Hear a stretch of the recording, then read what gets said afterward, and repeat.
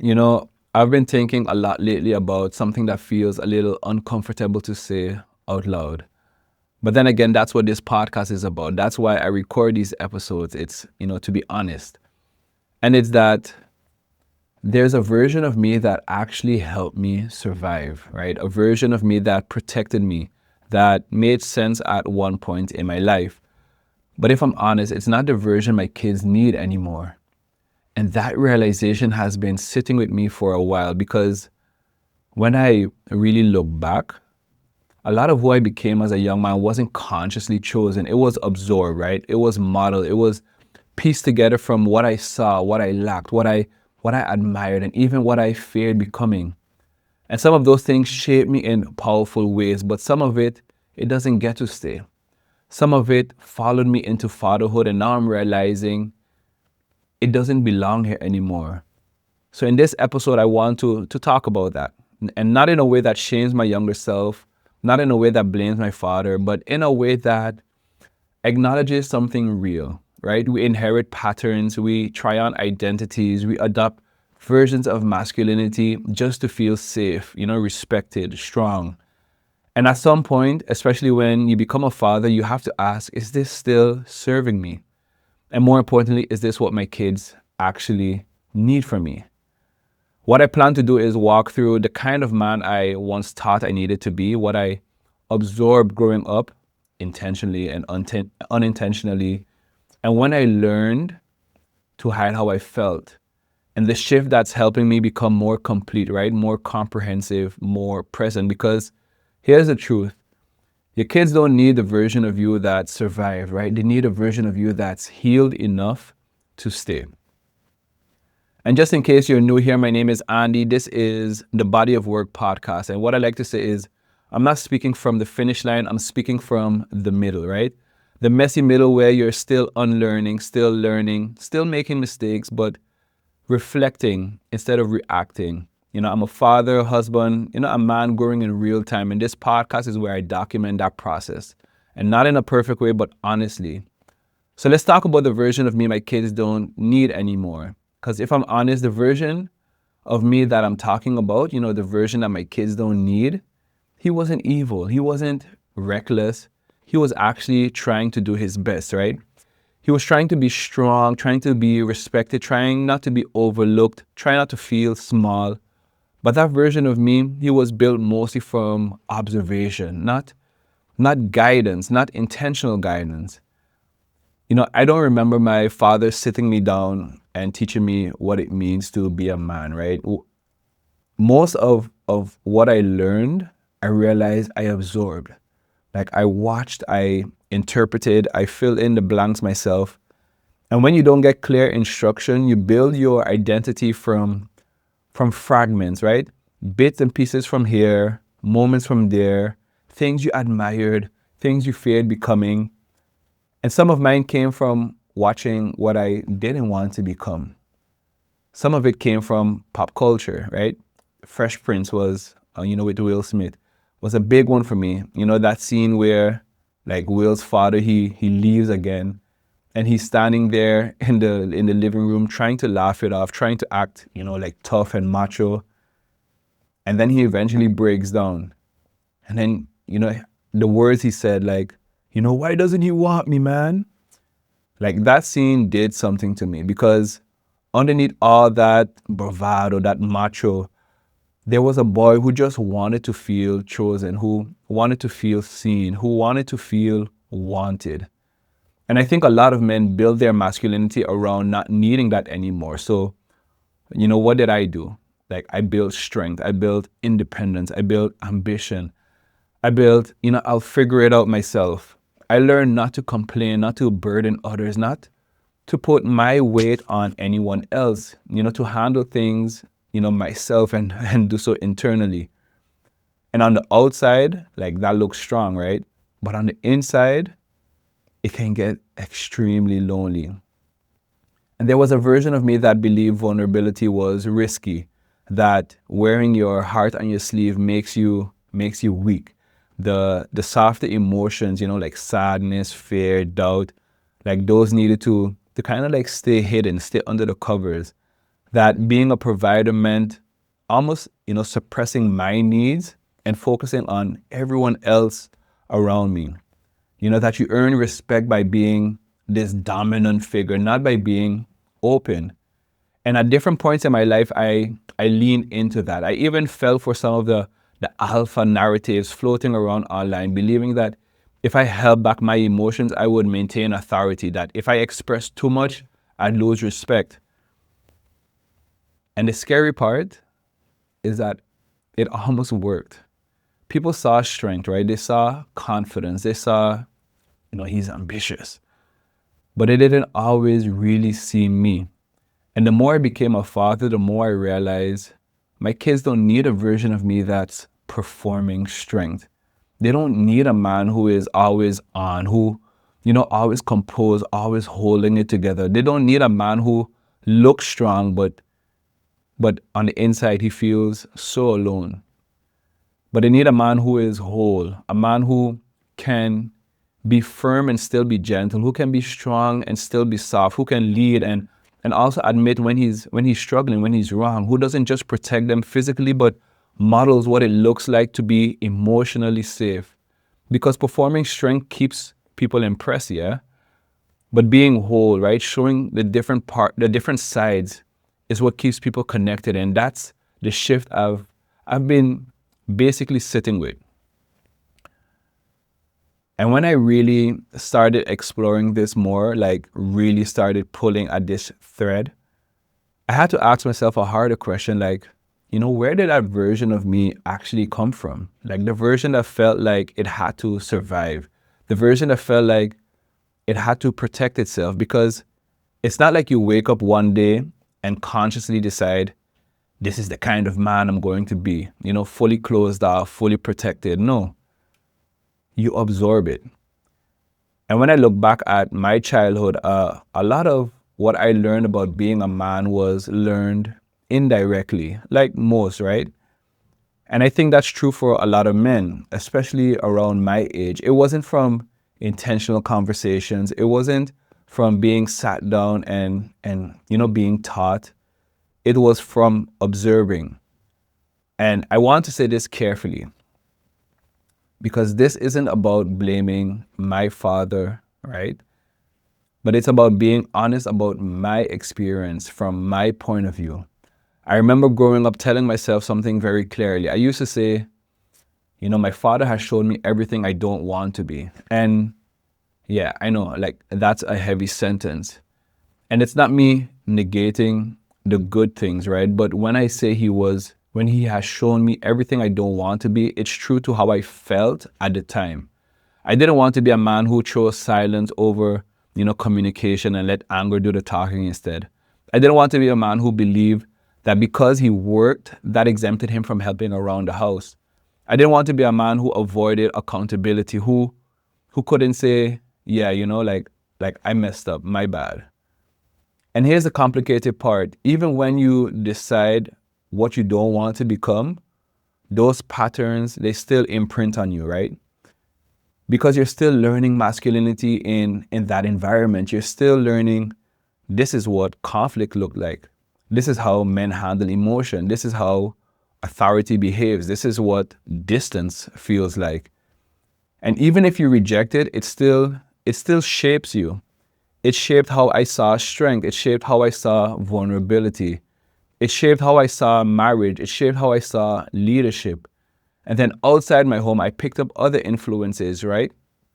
Like I said, pop culture, and peers, like conversations when, in my late teens about intercourse and like conquering girls.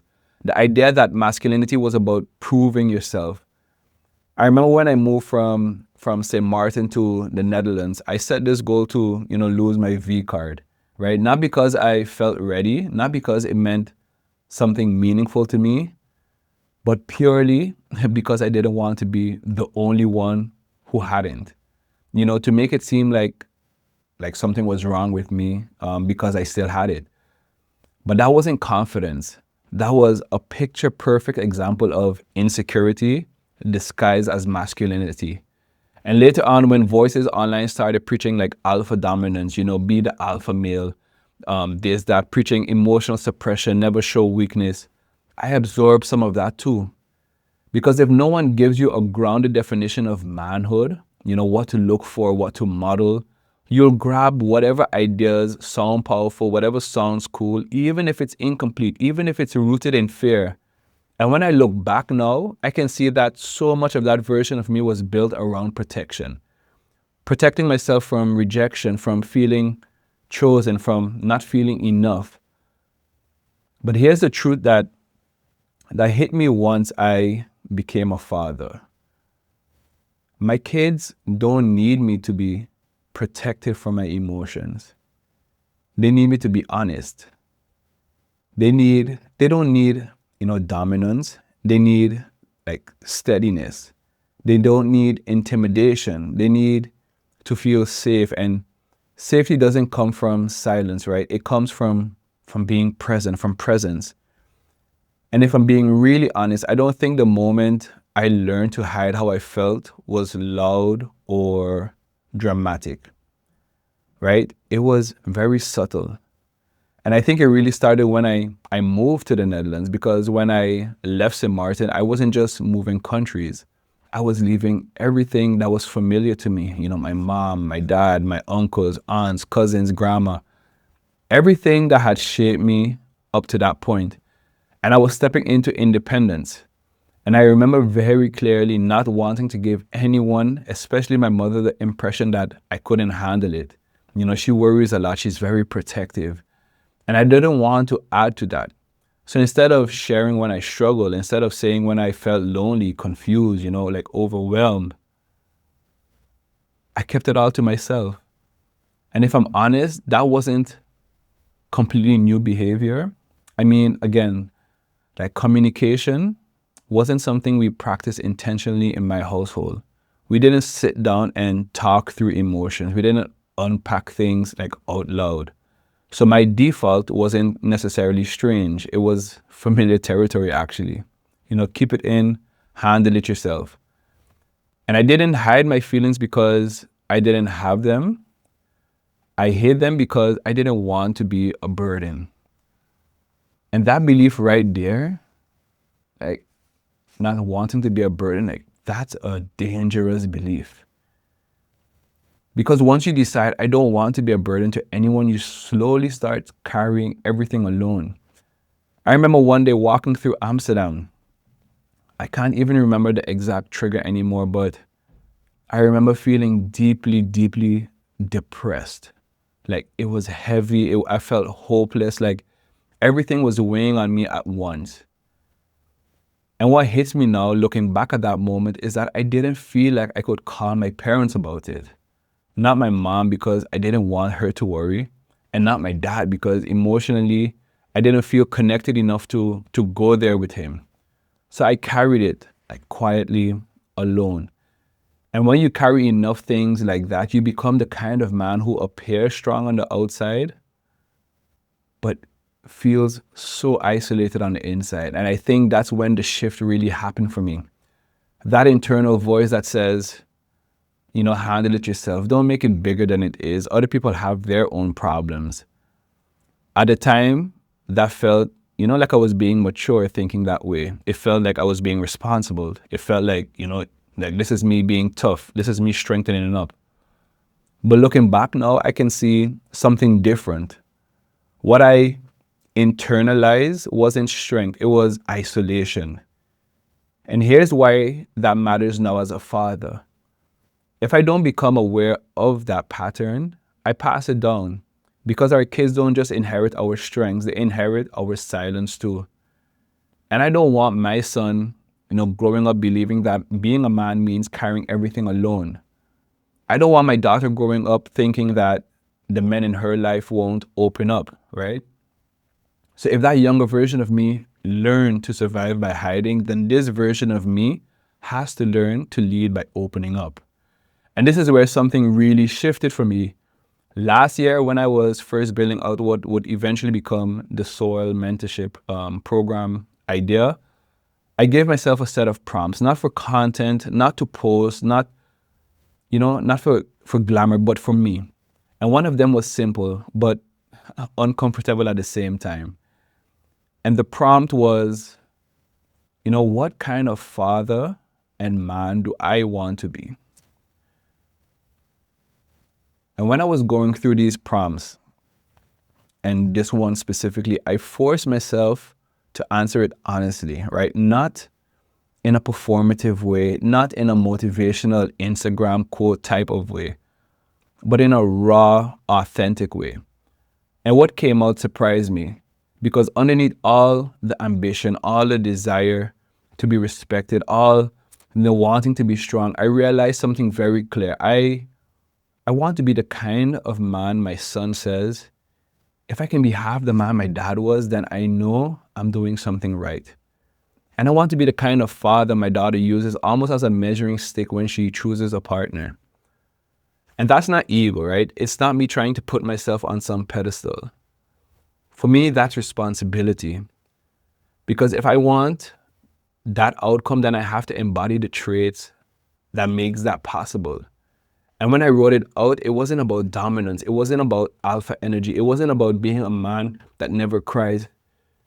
It was about this. It was about being the kind of man who is both fierce and soft, strong, yet, gentle, emotionally honest. Being the kind of man who lifts his wife up daily, who listens, who validates, who shows appreciation, who makes her feel like we are a team. It wasn't about being present. It wasn't about not being present, right? Or being, busy or whatnot. It was about being present, not distracted, not half there, not, physically in the room, but mentally you're like somewhere else. It was about being a man who keeps the promises he makes to himself, a man who is resilient, not reactive, not quick to anger, but aware enough to pause and ask, okay, I'm angry, but what's actually underneath all of this? And something that came to mind as I was reflecting on all of this was something Jason Wilson says. A lot of men are taught that you have to be mean, that kindness, equals weakness. But he says something along the lines of strive to be a kind man, but be the kind of man no one dares to cross. And that hit me because it's not about choosing between kind or strong. It's understanding that you can be both, kind and fierce, strong and gentle, soft and steady. Those things can live side by side. And then there was another prompt, right? And this one went deeper. And the prompt was, what kind of man do they need me to become? And this time I didn't answer from my perspective. I answered it from theirs, from my kids' perspective, from my wife's perspective.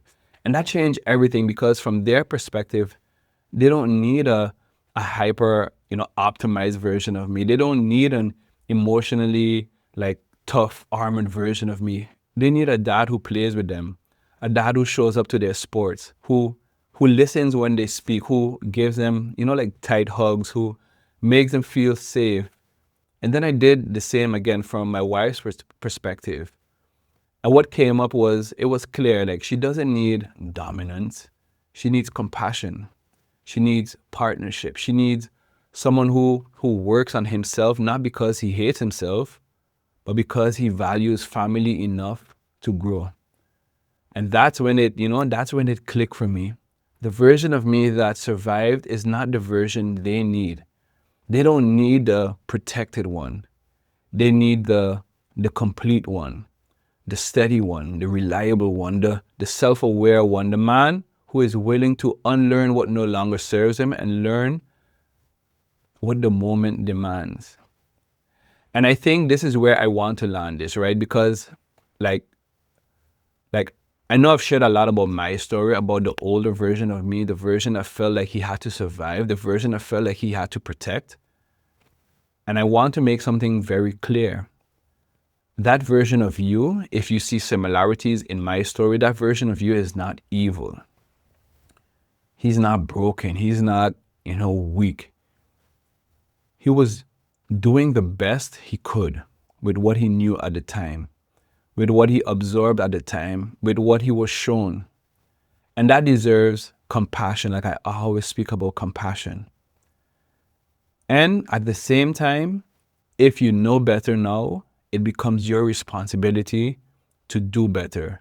And I grew up hearing, that a lot from my elders. They'd always say, listen, if you know better, you do better, right? And I truly believe that. So if you recognize parts of yourself that were built in survival mode, in protection mode, be compassionate toward that version. Thank him even, because he got you here up until this point, but also understand you don't have to stay there. You don't need to stay there, right? And if you want something practical to start with the same prompt that shifted things for me. Ask yourself honestly, what kind of man do I actually want to be? What kind of father do I actually want to be? And not the Instagram answer, not the impressive answer, the real one, the real answer. Get raw, like get honest. Because I'm a big proponent of, and I would say I'm a big proponent of, when you do this exercise, like if you ask yourself like this prompt, to do this out loud, right? Open up a voice memo, close your eyes, and just like let it flow. Like let your lucid thoughts like come out. Then bring it down one level and make it even simpler. Ask, what kind of man do my kids actually need? What kind of man does my wife actually need? And answer it from their perspective. Use their language. Keep it simple. Let it surprise you, right? Because that exercise alone will create so much awareness. And awareness is the beginning of everything. You might realize that version they need is more attainable than you probably thought. And it's less about dominance, it's less about perfection. And it's a lot more about presence. It's a lot more about steadiness, more about honesty. And if nothing else, I hope this episode reminds you that you're allowed to evolve. You're allowed to outgrow old versions of yourself. You're allowed to become a man, to become a better man without hating who you used to be. Because being a better father, a better partner, a better leader, it doesn't start with shame. It starts with awareness. And then after that awareness, it's all about you making a choice. Love you, brother.